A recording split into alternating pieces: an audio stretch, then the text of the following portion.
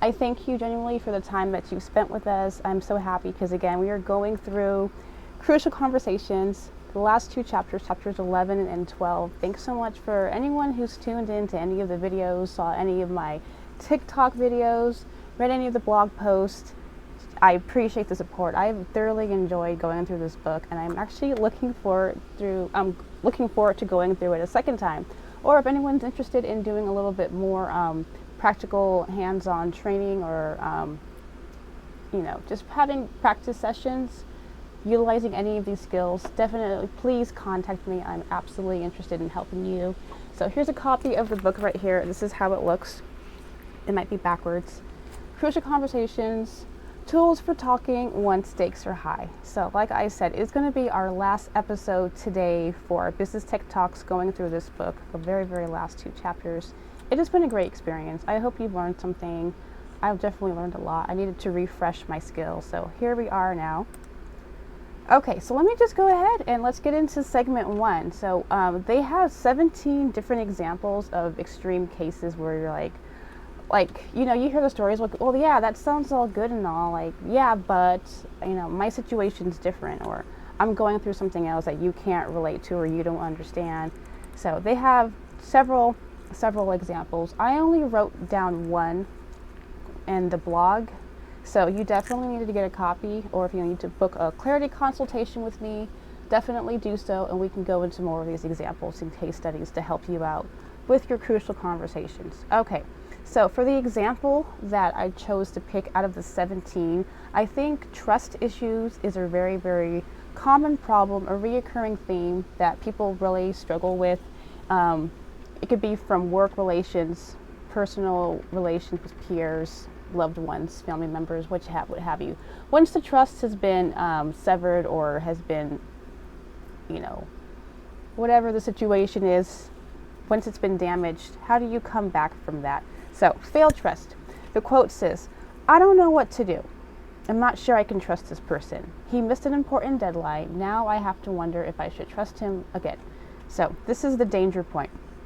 Going to be reading, this is again from page 200 verbatim. "People often assume that trust is something you have or you don't have. Trust doesn't have to be universally offered. In truth, it's usually offered in degrees, and it's very topic specific. It also comes in two flavors, which is motive and ability." So, the solution.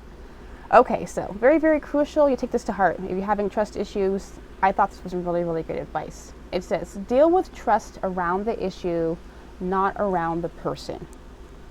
Very important to consider that. When it comes to regaining trust in others, don't set the bar too high. Just try to trust them in that moment and not across all issues. You don't have to trust them in everything. To make it safe for yourself in the moment, bring up your concerns. So tentatively state what you see happening. And then again, state is STAT. It's from chapter 7. The acronym stands for share your story or your facts, which you understand. And then you need to talk tentatively about it, and then you ask the person their perspective. Then you I'm sorry, let me backtrack. There's two T's in there. I got the T's mixed up. So the first one is state. It's share your story. It's tell your facts. You're going to tell the person what you're seeing and observing. Then you ask them, and you talk tentatively, and then you encourage the person to continue. So that's when you use that acronym STATE from chapter 7. So you share what you see happening, and then you could say something such as, "I get the sense that you're only sharing the good side of your plan. I need to hear the possible risks before I'm comfortable. Is that okay?" So this is what you're going to have to address the problems to the person directly around the specific issues. And if the person's playing games with you, that's when you need to call them out and say, "Hey, you know what, I'm noticing these trends, and we already had this situation happen last time. We need to make sure it's not going to happen again." But definitely be quick to call them out, but don't assume that they're going to be completely untrustworthy in other areas. So also, do not use your mistrust as a club to punish people. If they've earned your mistrust in one area, don't let it bleed out over into other or into your overall perception of that person's character. If you tell yourself a villain story that exaggerates the other's untrustworthiness, you'll act in a way that helps them justify themselves in being even less worthy of your trust. You'll start this self-defeating cycle and get more of what you don't want. It's very important that, again, this is just one example. The book has so many, and I think it's probably worth noting another example because there's just so many specific ones. Let's talk about a pretty heavy issue that I think a lot of people can kind of relate to. So, I don't know. I'm very tentative to share these things because, well, let's just go ahead. We're here. This is the last chapter, so I want to go ahead and go for it. It says sexual or other harassment. It's not like anyone's blatantly harassing me or anything, but I don't like the way I'm being treated. How can I bring it up without making enemies? So the danger point. Someone is making comments or gestures that you find offensive. The person does it seldom enough, and he or she is subtle enough that you're not sure if HR or your boss can even help you. So what can you do? Okay, so fast forward the solution. You need to tell the rest of the story. If you've tolerated the behavior for long enough and you've been withholding this conversation, you need to own up to it.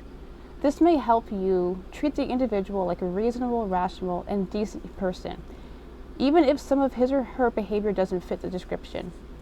When you feel a measure of respect for the other person, you're ready to begin. After establishing a mutual purpose for your exchange, state your path. For example, I'd like to talk about something that's getting in the way of my working with you. It's a tough issue to bring up, but I think it'll help us be better teammates if I do so. Is that okay? So that's when you establish the mutual purpose. When I walk into your office, sometimes your eyes move up and down, and when I sit next to you at the computer, you sometimes put your arm around my back of my chair. I don't know that you're aware that you're doing any of those things, so I thought I'd bring it up to you because they send a message that makes me uncomfortable. How do you see it? And that's continuing with state my path. If you can be respectful in private but firm in this conversation, most problem behavior will stop.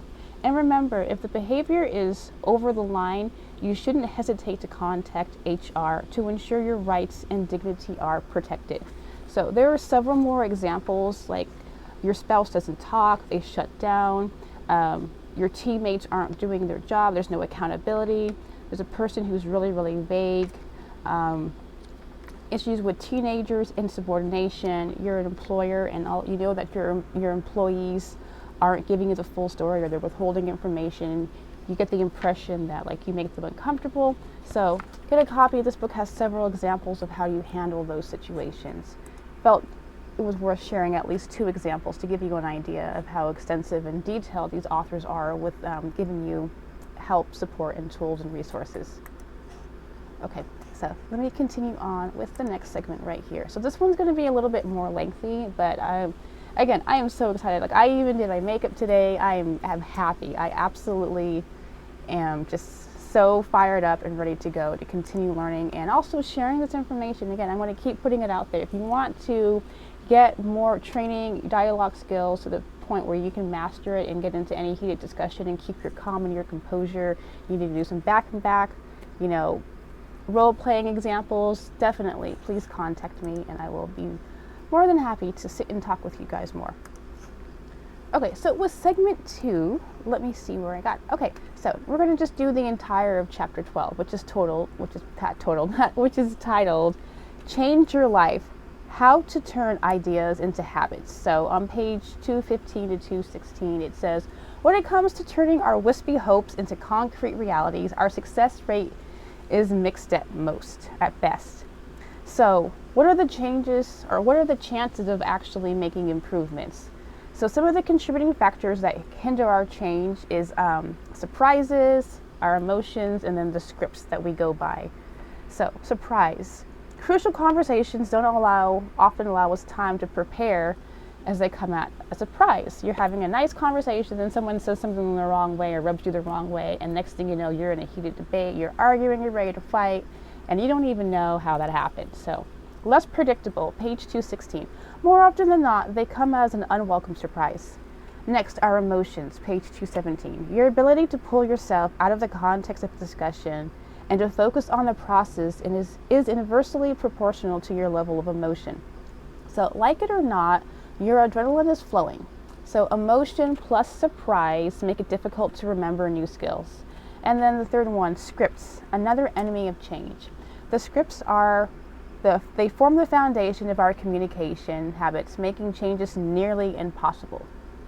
Predetermined expression leaves us on autopilot. We are conditioned to know both sides of the script and dialogue. But the problem with that is when we get into a heated discussion or to a crucial conversation, the tendency often is like we don't respond very well. We get very, very hostile, or we end up shutting down. So we go to silence or violence. So yeah, autopilot, not good. So there's about 4 steps that they offer here to master or to improve your skills, to enhance your dialogue training skills. So the first one is you need to master the content, master the skills, enhance your motives, and then watch for the cues.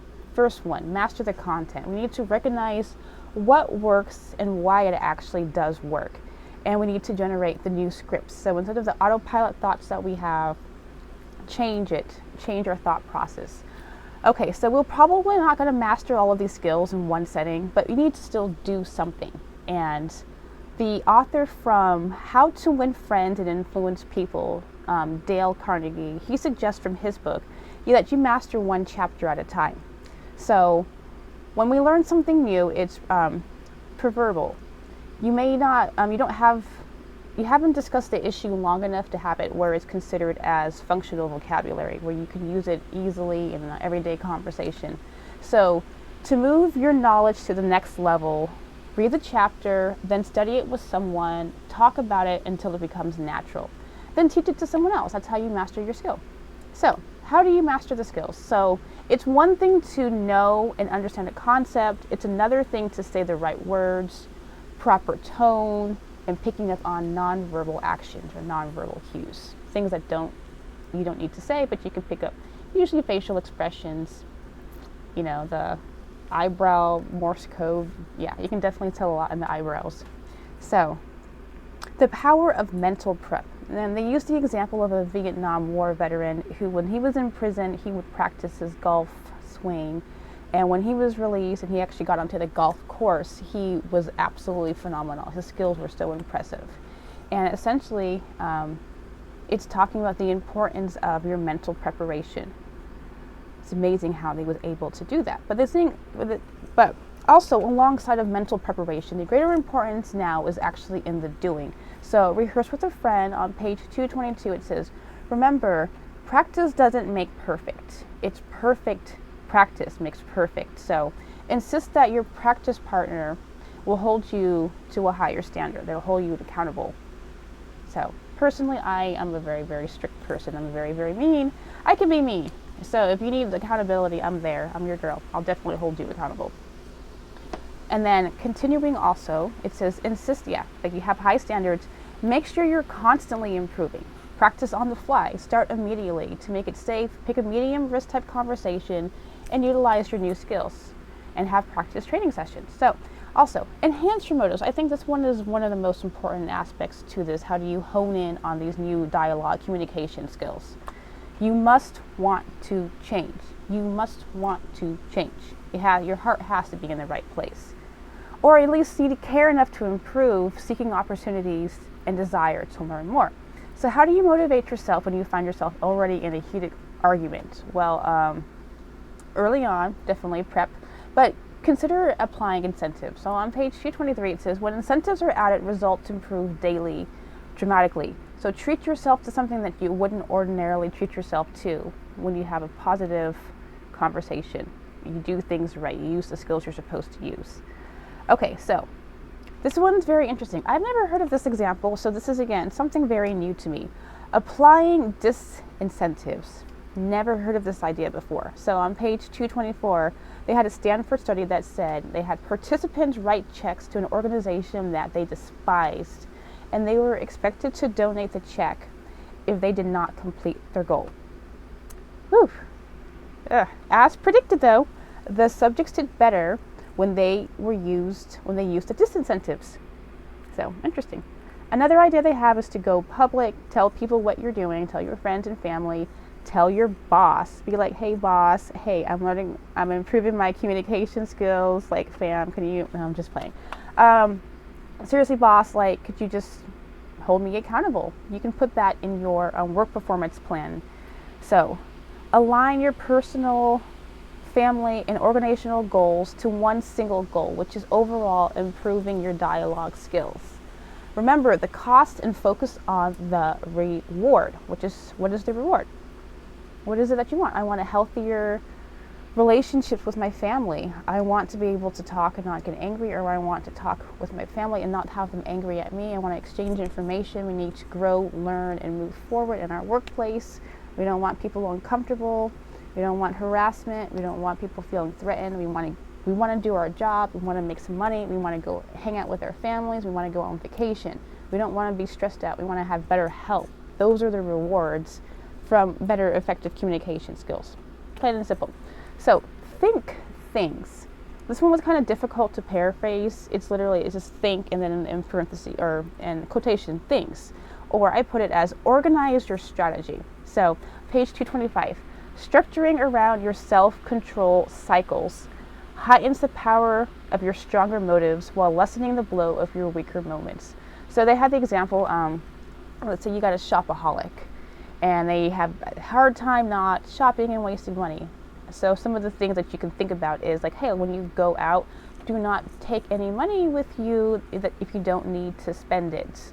And you need to have a plan of action. When you're feeling your best, when you've got your mind sharp and you've got your self-control working in full swing, it's very important then that you make your decisions and your choices based around that. So it says to structure around self-control cycles heightens the power of your stronger motives while lessening the blow of your weaker moments. Schedule crucial conversations when you're feeling confident, practice, and take notes. And then number 4 for these tips to hone in all your skills is to build cues.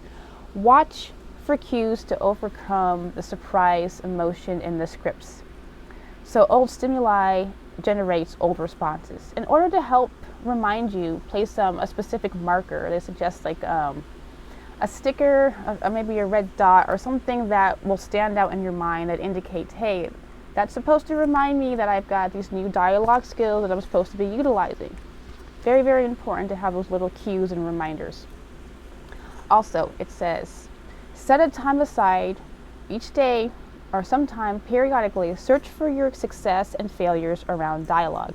When things go great, celebrate. When you slip up, bring back your training tools. Read reactions or the nonverbal cues. So when you're in a conversation, this is something that you need to make a conscious effort and notate. What is the person clenching their jaw? Are they giving you dirty looks? Are they rolling their eyes? Are they not looking at you? Are they looking scared? Are they, these are the nonverbal cues you need to be paying attention to. So yeah, read reactions or the cues, and then build a permanent reminder, such as placing a poster. They've got dialogue models. You can put those on your wall and look at, and carry your reminder in your pocket. Keep track of your notes, what things you're trying to improve on, and just have a quick reference. Put them in your phone, take a couple of screenshots, and when we go into the third segment, I'll be able to talk about the resources that they have available, which is a plethora. These people are amazing. This book's been out. Let me give you a quick little backstory on this book. I read this book, let's see, I believe I read this in maybe 2006, 2007. I got probably 90% of the book completed, so this is my first time reading it 100%.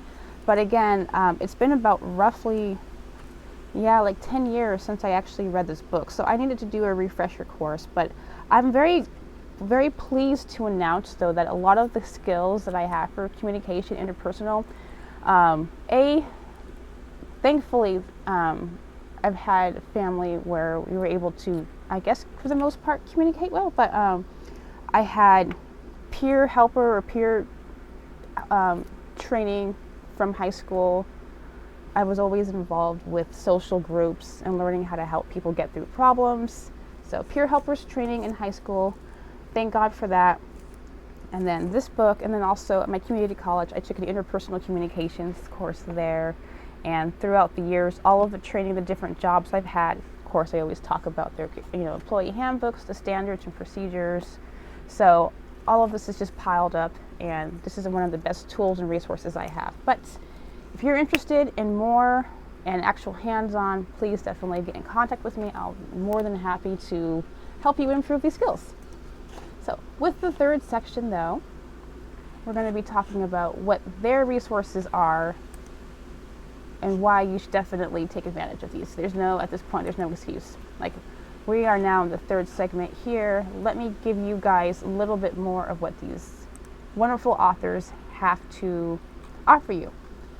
Okay, so they've got the digital assistants, free online support. There's audiobooks available. They've got videos. Page 227, it says, move your knowledge from the abstract to the concrete as you hear how the theories translate into words and how the words build into usable scripts. So behavioral tools, free resources to download, practice skills, print out the role play forms, work with a partner until you master these skills. So parting thoughts, we are almost done. Like, I'm excited. 10 o'clock my time, Pacific Standard. I'm so happy to say we're done. This is exciting. Parting thoughts. So we encourage you to pick a relationship, pick a conversation, let others know that you're trying to do better, then give it a shot. When you blow it, admit it. And when you succeed, celebrate your success. Help strengthen organizations, solidify families, heal communities, and shore up nations, one person, one crucial conversation at a time. So, the authors, Carrie Patterson, Joseph Grenny, Ron McMillan, and Al Switzler. This is one of the New York Times best-selling books. I'll go ahead and read off all of the chapters for you, and I'm thoroughly impressed with what I've been able to learn and relearn. So chapter 1, what is a crucial conversation? Number 2, mastering crucial conversations, the power of dialogue. 3, start with heart, how to stay focused on what you really want. Number 4, learn to look, how to notice when safety is at risk, make it safe. How to make it safe to talk about almost anything. Master my stories. And number 6, how to stay in dialogue when you're angry, scared, or hurt. That's a very important one. Number 7, state my path. How to speak persuasively, not abrasively. Chapter 8, explore others' paths. How to listen when others blow up or clam up. Number 9, move to action. How to turn these crucial conversations into actions and results. Chapter 10, putting it all together, tools for preparing and learning. And then today, final episode, chapter 11, but advice for tough cases. And there's 17 of those, and I only went through 2, so definitely get a copy of this book. And then number 12, change your life, how to turn your ideas into habits. They've got the endnotes and the index. So I am finally with affiliate links with Amazon, so I have a couple of links now on my blog. You need to get a copy of this. Please, I highly encourage you. So as always, I thank any person who's tuned in. Appreciate your time. Hey there, it is good to see you. Thank you very much for you being here with us today. I've been your host, that girl, Jenna Kirasoa. At any point in time you're consuming this content, I can genuinely only hope that you're doing well. And as always, thank you and God's peace.